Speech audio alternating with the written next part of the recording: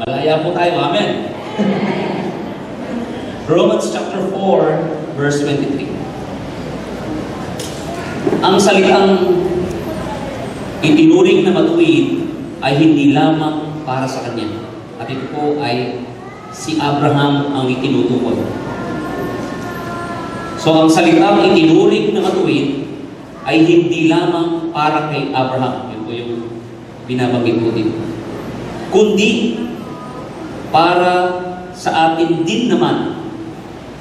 Tayo rin ay pinawalang o tayo rin ay papawalang sala kung tayo'y sumampalataya sa Diyos na muling bumuhay kay Jesus na ating Panginoon. Siya'y ipinapatay dahil sa ating mga kasalanan at muling binuhay upang tayo'y mapawalang sala. So kung si Abraham sa kanyang pananampalataya sa Diyos at hindi sa paggawa ng kanyang matuwid, siya po ay itinuring na matuwid dahil sa kanyang paniniwala at pananampalataya. At hindi lang siya ang siyang sinabihan, kundi yung ding taong sumampalataya sa Panginoon, siya rin ay itinuring na matuwid. Sapagkat, verse 5 o chapter 5, verse 1, sapagkat napawalang sala na tayo sa pamamagitan ng ating pananampalataya. Mayroon na tayong mapayapang relasyon sa Diyos sa pamamagitan ng ating Panginoong Jesucristo. Sa pamamagitan ng pagsampalataya kay Jesus, Jesucristo, tinatamasa natin ang kagandahang loob ng Diyos at tayo'y nagagalak dahil sa pag-asang tayo'y makakabahagi sa kanyang kalwalatian. Hindi lamang yan, ikinagagalak din natin ang mga kahirapang natin itinitiis dahil alam natin ito'y nagbubunga ng pagtsatsaga. So hanggang doon na muna po tayo. So, kung tayo ngayon ay naituring na matuwid dahil sa ating pananampalataya kay Kristo, hindi sa ating mabuting gawa at ganoon din, hindi dahil sa gawang mabuti ni Abraham na inialay niya ang kanyang anak, sumunod siya sa utos ng Diyos kasi umalis sa lugar kung saan ay settled siya, established po siya. Hindi dahil sa kanyang ginawa kung bakit siya itinuring na matuwid. Hindi rin dahil sa kanyang pagbibigay ng 10% ng kanyang pagkilala sa Panginoon kung bakit siya itinuring na matuwid. Kundi dahil sa pananampalataya niya kay Kristo na kung saan ay sa kanya manggagaling ang binhi at yan po ay sa katauhan ng ating Panginoong Hesus. So sa pananampalataya ni Abraham, itinuring siya matuwid. Kaya tayo rin na siyang sumampalataya kay Kristo, na sa pamamagitan ni Kristo, ay tunay nga pong tayo rin ngayon ay itinuring na matuwid hindi dahil sa iyo, hindi dahil sa reliyon, hindi dahil sa akin, kundi dahil kay Kristo. Kung bakit ikaw at ako ngayon ay matuwid sa harapan ng Diyos. Yan po ay laging nababanggit ng salita ng Diyos sa pamamagitan ni Kristo. Pero kadalasan, ang basihan ng ating katuwiran ay ang ating paggawa ng mabuti. Kadalasan, ang basihan ng ating katuwiran ay ang paggawa ng mabuti ng isang tao. Pero mga kapatid, ang nanumang gawa ng tao na mabuti ay hindi po ito nakakaabot sa kalwalatian ng Diyos. Kaya tayo na siyang mga Kristiyano, kailangan ay lagi nating isa-isip ito sa puso na ito ay sa pamamagitan lamang ni Jesucristo kung bakit tayo matuwid. Hindi yung sarili natin ang nakikita natin sa ating kaisipan at puso. Kapag ang kaisipan natin ay nakasentro sa ating isip at puso, o yung kaisipan natin ay nakasentro sa ating sarili, sa ating isip at puso, yan po ay hanggang dito lang sa mundo yan. O kaya naman, mga ilang panahon ay nananatili ang bunga ng matuwid na yan. Hindi ito tuluyang nakapagbibigay ng ganap na kapayapaan, ganap na kasiyahan sa kanyang buhay. Kaya nga po sa ating pong nabasa sa Romans chapter 5, meron na tayong mapayapa, amen, na relasyon sa Diyos. Okay? Kaya kapag tayo ay patuloy na nagtuon ng ating iisip at puso sa ginawa ng Diyos o sa ginawa ng Panginoong Yesus sa buhay natin, doon pa lamang tayo magkakaroon ng tunay na kapayapaan. Amen po ba? Hindi sa mamamagitan natin, hindi sa mamamagitan ng tao, hindi sa mamamagitan ng ari-arian. Dahil ang mga bagay nito ay hindi po ito lubusang nakapagbibigay ng katiyakan sa buhay natin. Bakit? Habang inaayos natin ang isang bagay, meron na namang dumarating na dapat ayusin. Habang inaayos mo na naman ang isa, ay meron na namang dapat ayusin. Habang ikaw ay nagpapagod at patuloy mong iniingatan ng isang bagay, hindi meron na namang darating na hindi mo inaasa. So, ang tao ay patuloy na nagsisikap na kanyang maitaguyod, tayo ng maayos ang kanyang buhay. Pero habang inaayos niya, ay meron namang patuloy na nagbubukas na dapat ayusin. Kaya po, ang sabi nga po kapag daw ang isang tao ay nandoon na sa 6 feet of the ground, rest in peace. Doon pa lang ang rest. Pero ang salita ng Panginoon, Jesus is our rest. Hindi kailangan na mamatay ka para ikaw ay mapahinga. Even that you are living in this world, you can be alive with rest because of Jesus. Amen po. Paano yan? Listen. Ang sabi po ng ating binasa, we were justified by faith. Ikaw ay napawalang sala. So nung sinampalatayan mo ang Panginoon sa buhay mo, as if wala kang ginawang pagkakasala. Yun ang kalagayan mo ngayon dahil kay Kristo. Na anumang nagawa mong pagkakasala, itong lahat ay nabura dahil sa katuwiran ni Kristo. You are perfect, you are holy in the sight of God. And that is your nature today. Yan ngayon ang kalikasan mo, ang katatayuan mo, you are perfect, you are holy, you are righteous. Ang sinasabi po ng verse 1, napawalang sala ka, ibig sabihin, ni kapiting na kasalanan ay wala kang nagawa. Dahil sa kabanalan at sa katuwiran ni Kristo. Amen po ba? Paano nangyari yun? Nung ginawa ng Panginoon ang lahat ng inihingi ng batas, God o Jesus fulfilled all the requirements of the law. Siya na siyang naging masunurin. At sa kanyang pagiging masunurin, siya po ay naging matuwid. At sa kanyang pagiging masunurin at sa naging matuwid, dahil sa pagtupad ng lahat ng kautusan na siyang gumanap para sa atin.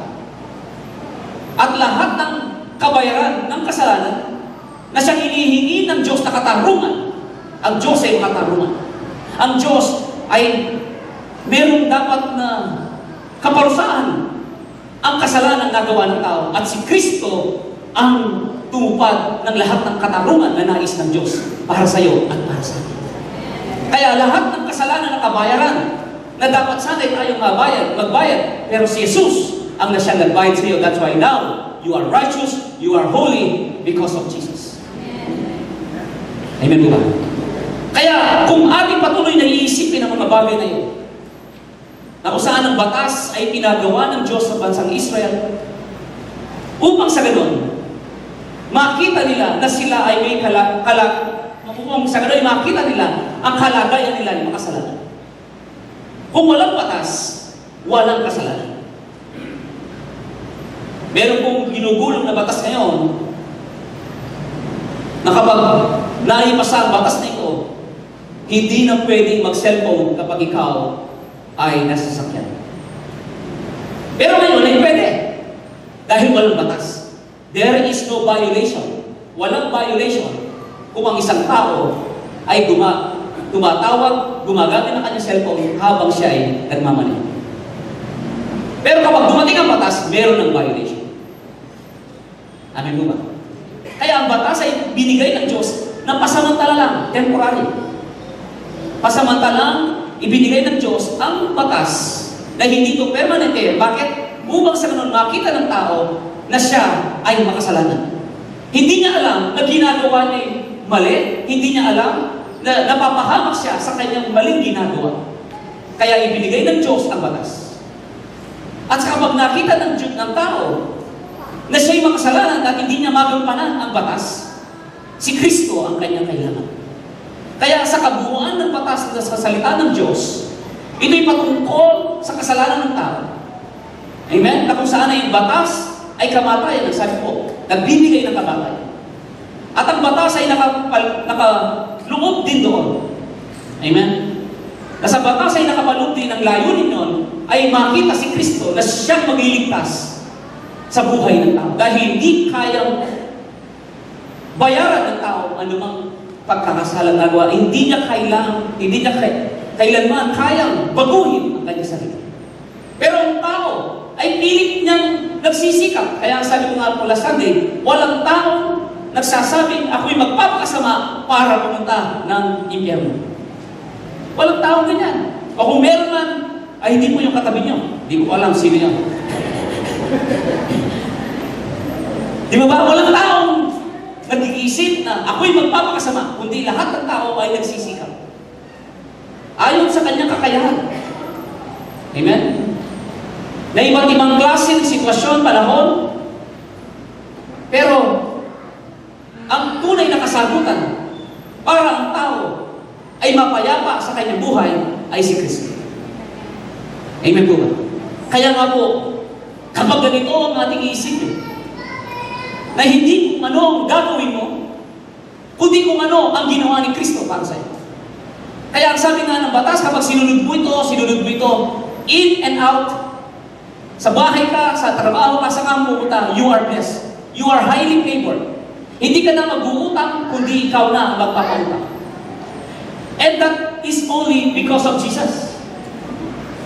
Anong amount of money? Anong halaga ng pera para masabi mong ikaw ay magpapautang na? At hindi ka na mag-uutang. Can you give me amount of money? Kahit isang bilyonaryo ay meron pa rin utang. Tama po ba yun? So, wala pong sapat na pera na pwede natin sabihin ito ang standard, ito yung average or benchmark na kapag ito na ang pera ko, fulfilled na ang sinasabi ng salita ng Diyos. Nagampanan ko ang kalooban ng Diyos, ang araw ng Diyos. Woo! Meron na akong 5 milyon. At ako ay magpapautang na. Meron po bang ganun? Wala pong sapat na amount of money. It is only Jesus is our satisfaction. It is only Jesus is the way, the truth, and the life. Kaya po kapag gano'n ang ating patuloy na iisipin, mga kapatid, mapapayapa ka. You will have a lasting peace. It is not a temporary peace. But it is a lasting peace. Because in your heart and in your mind, sa iyong isip at puso, ay si Jesus, ang sandigan mo si Jesus. Amen po ba? Ang siyang dahilan ng iyong buhay. Na kapag yan ang magsisik in sa ating isipan at sa puso natin, sa ating kaluluwa, because your spirit is perfect, everything is there. Pero kapag ang soul natin, ang ating kaisipan, In the spirit, in your spirit, you have the mind of Christ, you have the righteousness, but in your soul, you have your mind. Meron kang sariling pag-iisip. Meron kang sariling plano. Amen? Pero kung ang nangingibabaw ay ang ginawa ng Diyos, hindi kung ano ang nagawa mo at magagawa mo. Dahil ang anumang nagawa natin ay laging may limitasyon. Amen po ba? Kaya yung ating awit kanina, lubos, tiyak, di na mangangailangan pa. Kapag ganun, ang gagawin natin, magiging makatotohanan. Ang sinasabi ng Bible, the Lord is my shepherd and I shall not want. Amen po ba? That the goodness and the love of God will be sink in our heart and mind. Kung ano ang kanyang nagawa, ang patuloy na pagbubulayan natin ng isip at puso hanggang ito na ang makita natin sa buhay natin. Yun po ay masasabi, ikaw ay makakaranas na tunay na kapayapaan ng iyong buhay. Amen po ba? And the more you renew your mind, it is not about positive thinking. Meron pong ganong kalagayan na yung good imagination, good approach, positive thinking. Hindi po ganoon ang sinasabi ng Biblia. Because when you think about God, kapag inisip mo ang Diyos, ang kanyang ginagawa o ginawa niya, kabutihan niya, mga pangako niya, amen, the Holy Spirit that is inside you, amen, the power that is inside you, amen, the Spirit, the presence of God that is inside of you is alive. Amen po ba? Doon mo makikita na ang Diyos ang Diyos pala ay nandyan sa buhay mo.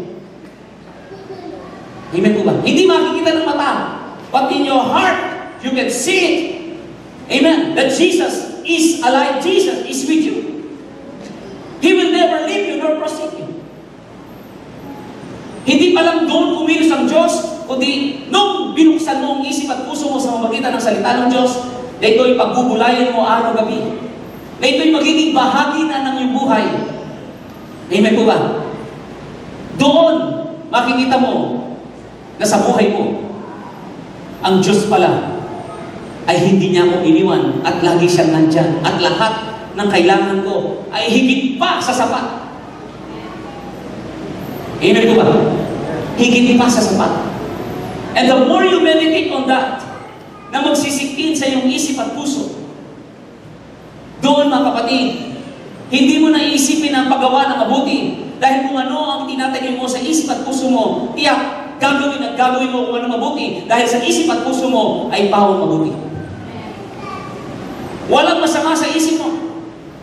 Kaya kung titignan natin ang salita ng Panginoon, ingatan daw natin kung ano ang kalagayan ng ating puso. Dahil dito nagmumula ang buhay. Dito nagmumula ang issue of life. Are you with me? Di ba sabi ng Bible? Kapag tinignan mo ang babae, no? Na kung saan ay malaswa, ikaw ay nangangalunya na. Hindi yung nag-hotel ka at ikaw ay nangangalunya, no? What you see in your heart, that is the reality. Are you with me? Hindi, yun ang totoo. Kaya, hanggat ito ay inalagaan mo sa isip at puso mo, yung gawa ay bunga lamang ng totoong iniisip mo. Okay? Amen. At ang sabi ng Bible, no? Yun na. Okay, ulitin ko. Ang sabi ng ilan, yung isang beses okay lang. Yung pangalawa, hindi na. Hindi mo panlabas ang basihan, puso. Kahit isa lang beses mo tinignan, ay hindi ako nagkasala. Pero ang puso mo, ay kalagulan. That is the reality. It is not the action. Amen. Yun ang totoo. Kaya may galit sa puso mo, amen, may galit ka sa puso mo, ang sabi niya, ikaw ay mamamatay ka. Because that is the reality. Amen. Kaya yun ang nais ng Panginoon na mabago sa ating puso. Amen. Hallelujah. Kaya nga yung kung pag-aralan natin ng 2 Kings chapter 17 na yung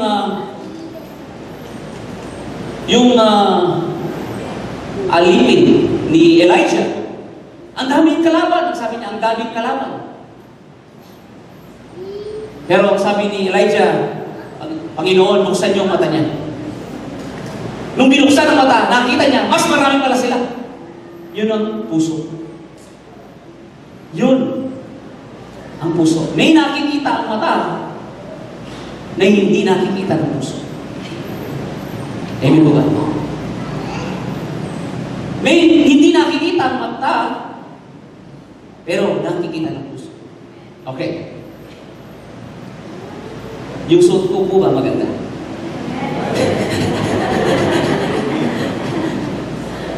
Yung iba, pare-pareho tingin natin. Pero yung iba, kulay ang pink.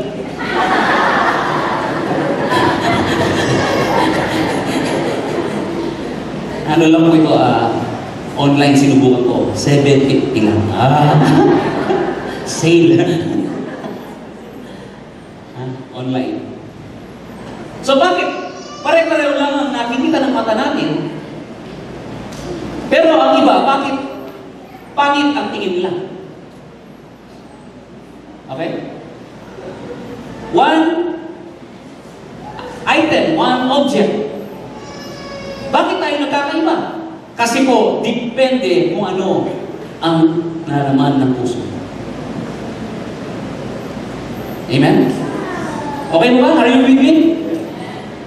So, hindi yung nakikita mo ang totoo. Ang totoo ay kung anong nakikita ng puso mo.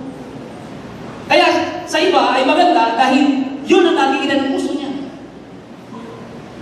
Pero sa iba, pangit dahil yun ang nakikita ng puso niya.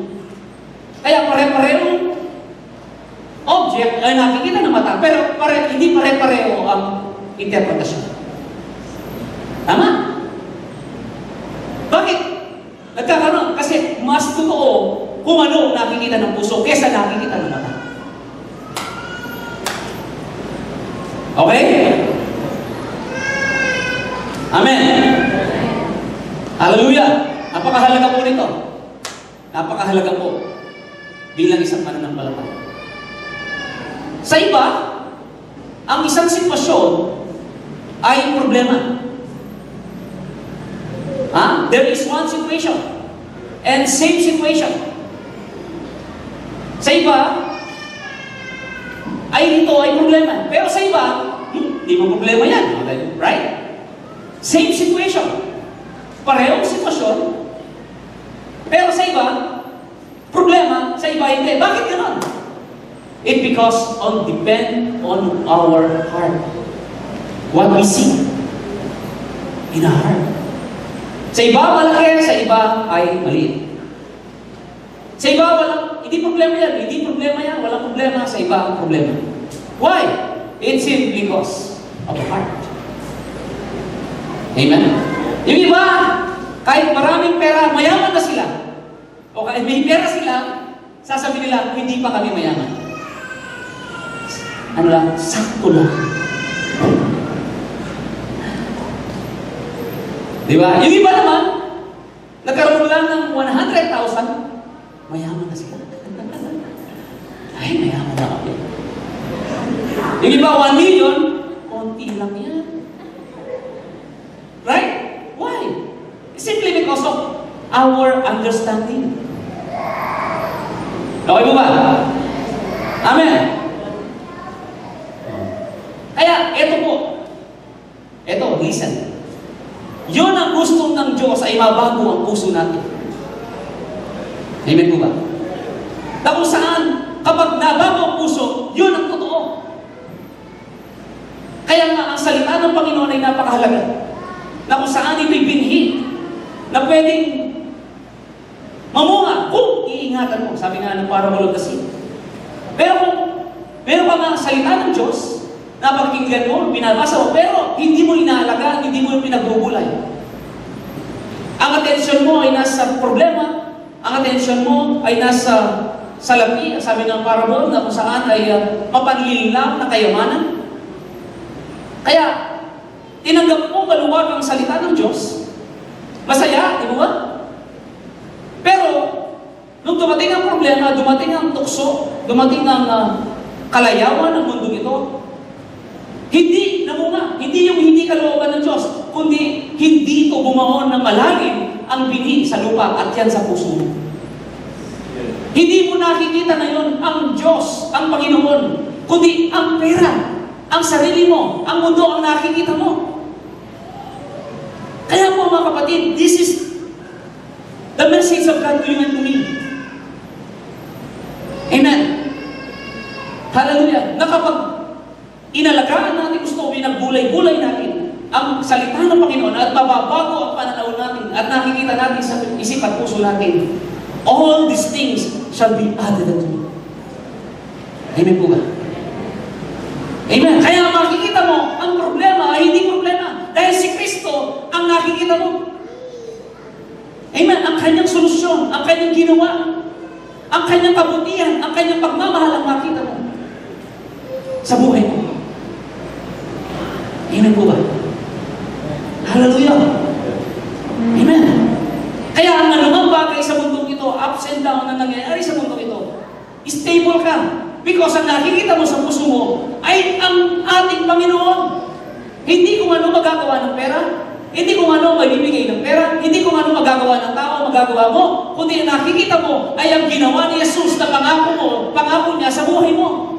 Kaya you will have everlasting peace in your life. Hallelujah! Kung paano ngayon ang nakikita mo ay ang Panginoon sa buhay mo na tagapagligtas mo. Amen po ba? Na si Jesus ang tagapagligtas mo, nangangamba ka ba, natatakot ka ba na pumunta ng impyerno? Hindi! Dahil si Kristo ang nasa puso mo para ikaw ay pumunta ng langit. Kaya kung ikaw ay natatakot mamatay, hallelujah! Ibig sabihin ng nakikita mo ay ang sarili mo. Nakikita mo ay ang mundo ito. Amen. Kaya nga, ang pananampalataya at pagkikipag-ugnayan natin sa Panginoon, ito'y para sa lahat. Hindi nakabase sa mundo ito. Amen ba? Kaya kapag patuloy natin maintindihan ang bagay na ito, amen, that we will have peace with God. Amen. Mapayapang ugnayan, mapayapang relasyon sa ating Panginoon. Tingnan niyo po. Sige, tingnan natin Hebrew chapter 11 verse 1. So alam natin na mayroon tatlong bagay, bago natin basahin ito, may tatlong bagay na kung saan. Hindi po tatlong bibe, no? Tatlong bagay.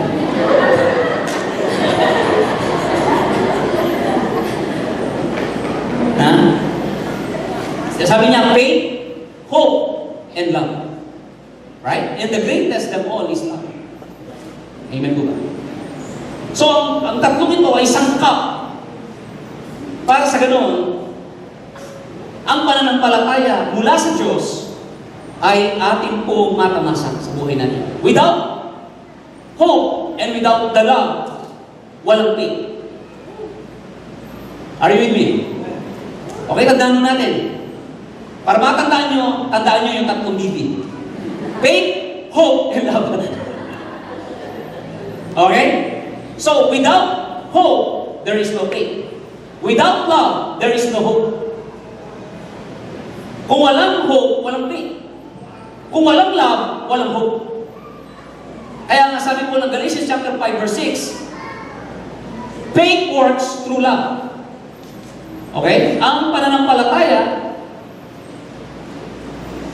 ay kumikilos, gumagawa kapag may pag-ibig. Kaya we need to understand the love of God. Not only understand, but mag-sink in sa ating isip at puso. Meditate it hanggang ito ay maging bahagi ng buhay natin. Nurture it. Amen.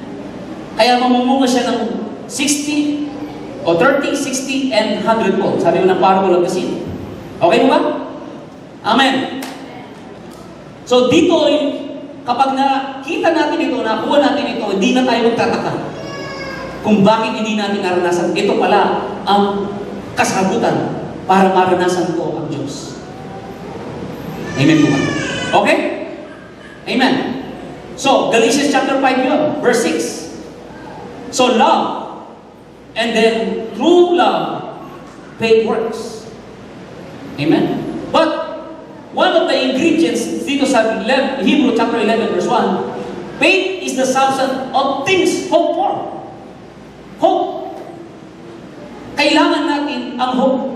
So, kapag patuloy mong naunawaan at nakikita na unti-unti at namumunga ang kung gaano kakamahal ng Diyos na walang kondisyon, you are righteous, you are holy, you are blessed, you are highly favored because of Jesus. Are you with me? Because of Jesus, then, makikita mo ang pag-asa. Amen po ba? Okay? You will use your imagination. Kung ang imagination ng walang Kristo, walang Diyos, ay may nangyayari, na kung sana yung sarili lang ang inaasahan niya, how much more when you use your imagination because of Jesus and God is with you. You are not alone. Amen po ba? His power, His love, His goodness will flow to you. Amen po ba? Hallelujah.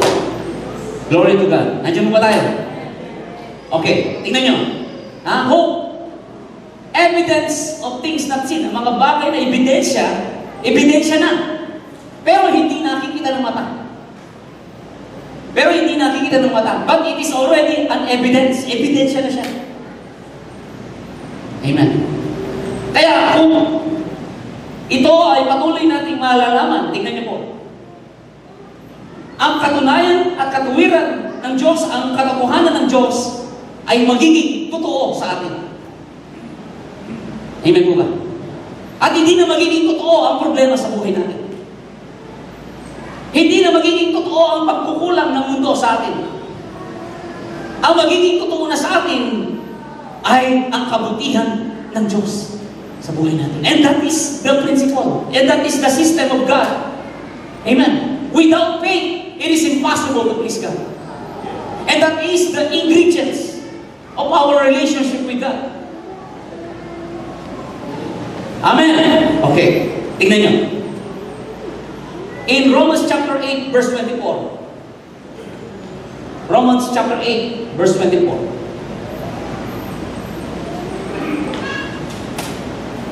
Okay, naligtas tayo dahil sa pag-asa nito. We were saved by whom? Parang contradicting. Di ba we were saved by faith? Why we were saved by whom?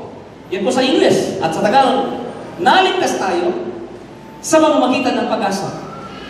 Parang yung sa James chapter 2. Di ba sabi ng James chapter 2? Na sa pamamagitan na ginawa ni Abraham na inandog niya si Isaac, naligtas si Abraham.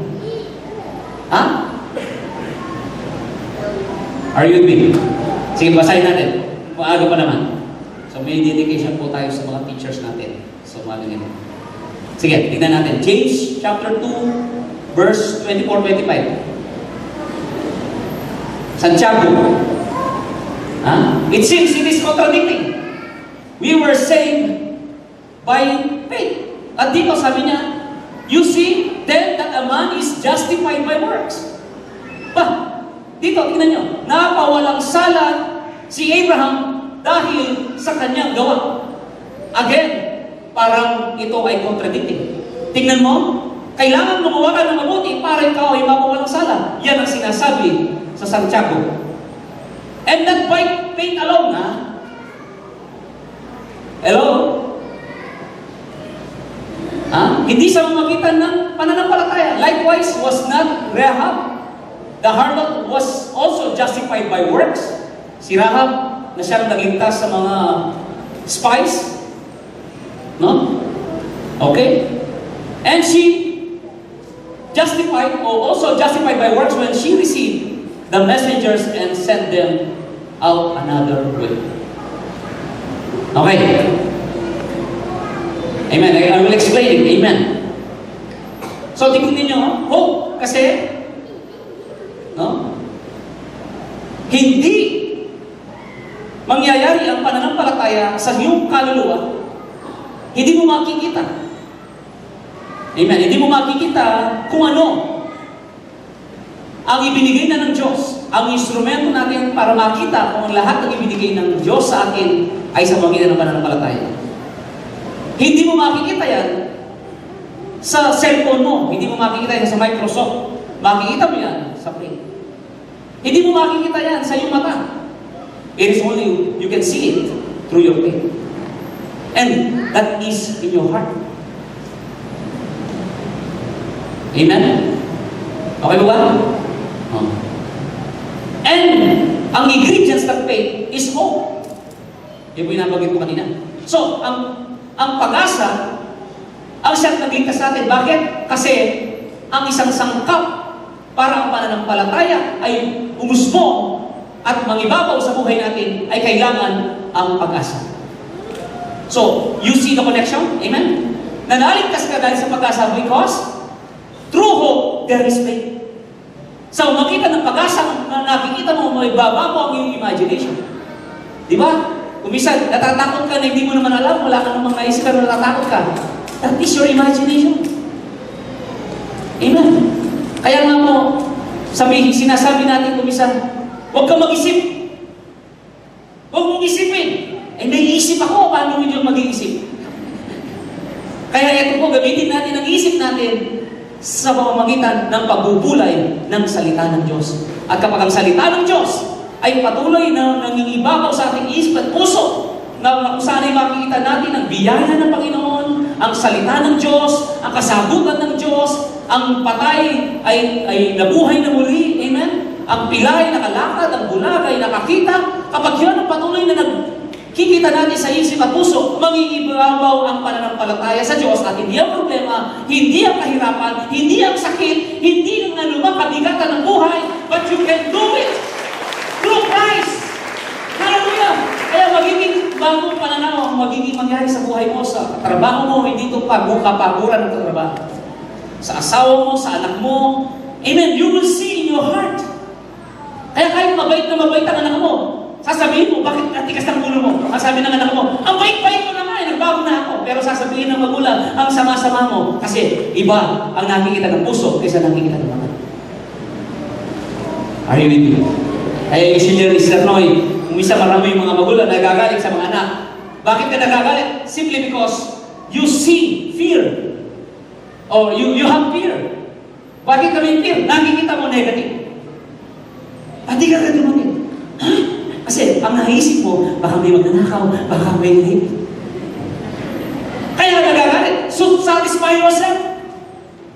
Hindi ka concerned sa anak, kundi concerned ka sa sarili mo na para ikaw ay huwag nang matakot.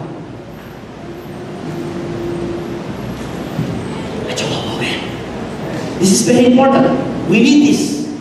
And I need this. Amen po ba? At yan po ay hindi mo overnight. Hallelujah. Are you with me? Kaya nagtatrabaho tayo, umisan, nagninegosyo tayo. Bakit? Nakikita natin ay negative. Takot na takot tayo. Kasi negative. Kaya po, pressured ang maraming mga tao.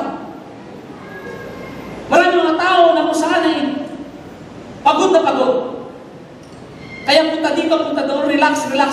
Dito, simply because people are stressful and pressured. Okay? Kailangan na bumastos. Go. Jesus is our rest. Jesus is our peace. Amen po ba? Kaya kailangan ay patuloy na mabago. Kaya ang siyang magliligtas sa akin. Bakit? Because faith will work. because of hope. Amen. Ngayon, yung sa Santiago, Pastor, paano yun? That Abraham were justified by works, that not by faith, because ang bunga naman ng faith, when you have a clear mind, good, and not only good, but spiritual mind, no? Spiritual minded is life and peace. If you have a spiritual mind, it's about Jesus, it's about God, then there is a good works. Kaya nga, ang good works, ang katuwiran ay hindi self-righteousness, hindi pa sariling katuwiran, ang bunga ng pananampalataya na may pag-asa at ang pag-asa ay dumarating dahil sa pag-ibig ng Diyos. Are you with me? Amen? Ang pag-ibig ng Diyos. Magkakaroon mo ng pag-asa, at kapag ang pag-asa ay talagang naitanim sa isip at puso mo, nakikita mo ang kabutihan, talagang ikaw ay namamangha, ikaw ay na-empower. It is because of the goodness and the love of God in your life. Amen? Hindi nangingibabaw kung anong gagawin ng pera, kung anong walang pera, kung anong mangyayari sa sakit, at hindi mangyayari sa sakit. Hindi na yan, kundi si Jesus na. And then faith will come. And that is the faith of the Son of God. And then when that faith comes, then good works. Good works, yun po sinasabi ng Santiago. Ang binabanggit ni Santiago, kung ikaw ay may tunay na pananampalataya, may bunga ng paggawa. Kaya hindi pwedeng malapit ako sa Diyos, ako'y close sa Diyos, lahat ang binabanggit mo, pero wala ka namang good works, hindi naman nagbabago ang gawa mo, peke ang pananampalataya mo. Then, ang sinasabi ng Santiago, yun ang kanyang binabanggit. Alapakan naman po natin ang Panginoon. Amen. So, balik tayo sa Romans chapter 8, verse 24. Tingnan niyo po. Romans chapter 8, verse 24. Yung kanina, sabi niya, hallelujah. Amen. Naligtas tayo dahil sa pag-asa nito. Ngunit, hindi iyon matatawag na pag-asa kung nakikita natin ang ating inaasahan. Sapagkat sinong tao ang aasa pa kung ito'y nakikita na niya. So, hope will not be seen in your natural mind. Kapag nakita mo ang pag-asa sa mata mo, ibig sabihin, hindi yan pag-asa.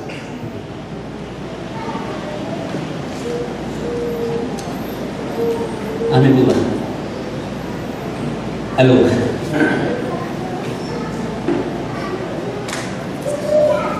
Okay? Hindi yan pag-asa. Kaya ang pag-asa ay mangyayari lamang sa pamamagitan ng pananampalataya. Okay? Amen? Praise God. At kapag dumating ang natural, the manifestation, listen, when you see the manifestation, hindi ka na excited. Amen po ba? Hindi ka na excited. Kasi, faith is a substance. Faith is a reality. Amen? And in your imagination, no? Di ba, sabi ko sa inyo kanina, mas totoo kung ano ang laman ng puso. Kaya pwedeng masaya ang paligid. Ikaw ngayon ay malungkot. Dahil totoo kung ano ang nasa puso mo. Pwede malungkot ang paligid, pero pwede ka maging masaya. Tama mo ba yan? Malungkot ang paligid. Masaya ka. Bakit? Iba ang pananaw. Ibang nakikita mo sa buhay mo. Amen po. At it's not about money. It is about God. And that is everlasting joy. Amen? Hindi yung pera nakikita mo. Ang sabi nga po ni Moses, tignan nyo, Hebrew chapter 11, verse 23. Magtapos na muna ako dito. Pigilan niyo ako. Hebrew chapter 11, verse 23. Amen. But by faith, Moses, when he was born, was hidden 3 months. Okay. 24. Tingnan natin. 24.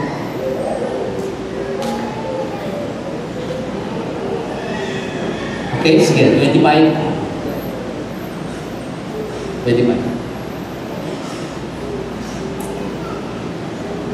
Okay, choosing rather to suffer affliction because of faith of Moses, choosing to suffer affliction with the people of God than to enjoy the passing pleasures of sin. When you use your imagination about money, about your goal, about your vision, there is a pleasure. There is a pleasure. Amen? Masaya ka. Sino po sa inyo na may perang malungkot?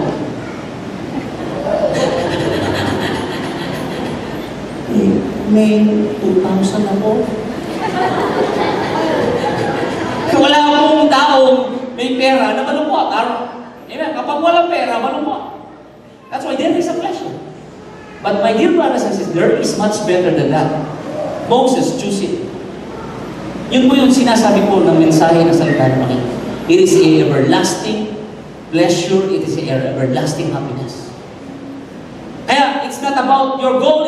No, it's more than that. More than that you ask and more than that you think. It's about His love. It's about His goodness.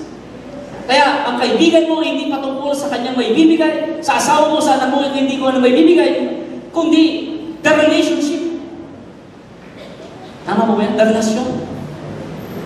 The relationship. Amen. Kaya kung sa isang kaibigan o sa isang asawa, pwede magsama dahil maganda siya, dahil may pera siya, o kaya gwapo siya, katulad na namin ni Pastor Edwin at saka Pastor Francis.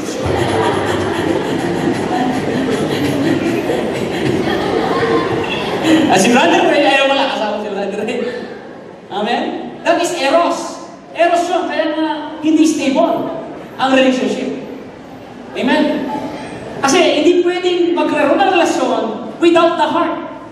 Without the heart.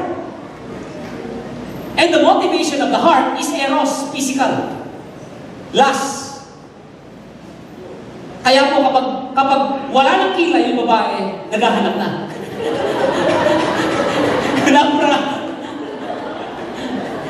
Kapag umaga meron, pag gabi wala na. Nasaan yung isa?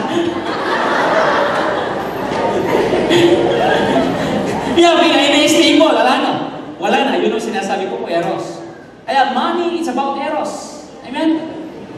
Your relationship, your money. Hello? Hindi ko po sinasabing magiging ano tayo dito, magiging AJ tayo. No, it's more than that. Amen? You will live hallelujah, malaya. Amen? Sa buhay na ito. And you will be a blessing to many people. Amen? Pileo. It is now the emotion. Kasi nag-level up. Pileo. Kaya, dati, sa ganda niya, ngayon hindi na. Wala na akong tinitingnan na iba. Kundi siya na lang. Dahil tapos sa puso ko. In love na. It is the pileo, the emotion involved na. Kaya meron namang katatagan, meron kung nangyayari simply because it is not eros, it is not physical, kaya ano man mangyari sa palabas because your love that comes from flesh, lust, physical, it comes from the heart. Emotion. Involved na yung emotion. Kaya kung minsan hindi mapigilan ng babae, katsura na mo. Pero sa kanya maganda, sa kanya gwapo, why? It comes from the heart. Hello? Amen. It comes from the heart. How much more when your pileo will be changed in divine love? Amen po ba? Higit na pag-ibig ang dadaloy sa ating mga buhay. Kaya po mga kapatid, that is a stable relationship, stable love, stable life. That is lasting peace. Amen. When you are justified, napawalang sala ka, mga kapatid, and you will have a peace with God. And then, Romans chapter 5, verse 2, sa aking pagtatapos, tunay nga pong faith is our access to the grace of God. Ang pananampalataya, na kung saan ang pananampalataya, ang ingredients ay tatlong bibe. Faith, hope, and love. Amen? And it's about Him, it's about His goodness and His love to us. Na mag-sit in sa ating puso. Kaya kapag ikaw nadidepress, na-stress, meron kang hindi nagawa, na ma-prostrate ka, na-disappoint ka, then think about God, think about Him. There is a consequence in every sin, every mistake, there is a consequence. But if you take God, you draw out power to overcome everything. Romans chapter 8, verse 37, you are more than conqueror because Jesus loves you. You are not a conqueror, not on your own, but because Jesus loves you. That's why you can overcome. At kailangan ma-imagine mo sa isip at puso mo, amen, na mahal ka ng Panginoon na walang kondisyon. That's awesome. Okay, Lord God, we thank you so much. Amen.